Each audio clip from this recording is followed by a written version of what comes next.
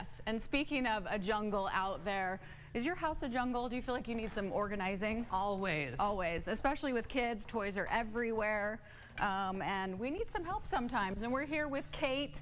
Okay, help us. What do we do? Sure. Well, I'm really excited to be here to talk about this topic today because I feel like it's a really important skill for children to have to get rid of their things, but it's not always easy for them. Temper tantrums. I've tried to take them away from my nieces and nephews, and it's frightening that they're just getting so upset about it. And how do you get rid of them? Yeah, so the first step that I recommend is that when you go into a child's room is you put their items into category piles. So a category could be like shoes, clothes, toys, books. You're going to kind of simplify it for the child so they don't go into the room and feel really overwhelmed that they have to go in the room and get rid of all these things. They can just do one pile at a time. Sort through the madness. I like it. Check. Yeah. Are there certain ones, like, should we just get rid of ones they don't play with anymore, or ones that are older? Like, how do we categorize that? Okay, yeah, so this kind of goes into the second and third step. So the second step is that as the child has this category in front of them, they pick up an item, and the important thing they need to ask themselves is, am I still loving this? Do I play with it? Do I get it out? Do I use it? Is it still benefiting me? Am I loving it when I see it?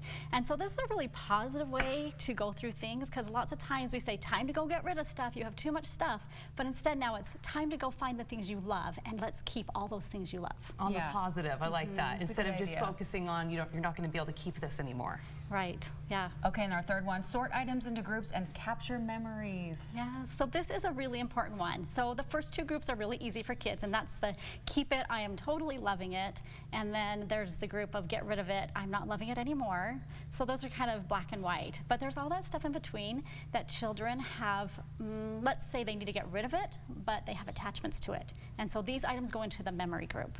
And how we deal with the memory group is a pretty easy, simple solution. We line them all out, and we just take a picture of each one of those items that's in the memory group so that we can put that on our phone where they can slide through and look at the pictures, or we can put it in a memory book for them to open up and look at all their favorite things. So the thing is, when a child gets rid of an item and they're really attached to it, even though maybe they don't play with it anymore, they feel like if I get rid of that item, I'm going to get rid of the memory. Oh yeah, and nobody wants to do that. That's such a hard thing, especially for a child. It's hard for an adult. Yeah, and it's like us. We have attachments to things. We don't think about it with kids. They have the same thing. They do, yeah. I mean, you kind of think about it like a stuffed animal. They name the animal, they cuddle with the animal, they sleep with the animal. Their buddy. They play, yeah, their partner in crime. Their best friend. Yeah, so all those things happen, and they get these attachments, whether it's from a fun birthday present, from a special person. And so it's good to let them know and train them. When we get rid of this, we're not getting rid of the memory. That's always going to be with us.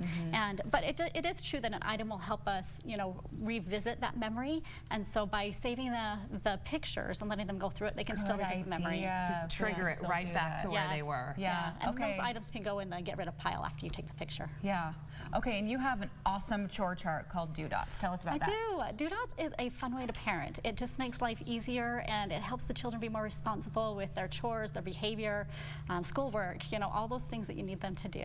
Any ages? So, what ages should we start with this? All ages. So we recommend around 3 to 4 is a great age to start with the children, and the board works for all ages, all the way up through teenagers. So. I love that you have it looks like you guys are on that too with the husband, so you got to have them on there as well. And you have a coupon code for our viewers? We do right now. So we have $20 off, and the coupon code is Family Sanity. Because that's what it does. It gives us more sanity. Keeping us sane. Okay, where can we find more about you, Kate? You can go to FamilyDoDots.com. Also follow us on our Family Do Dots Facebook. You're amazing. Thank you so much. Sure.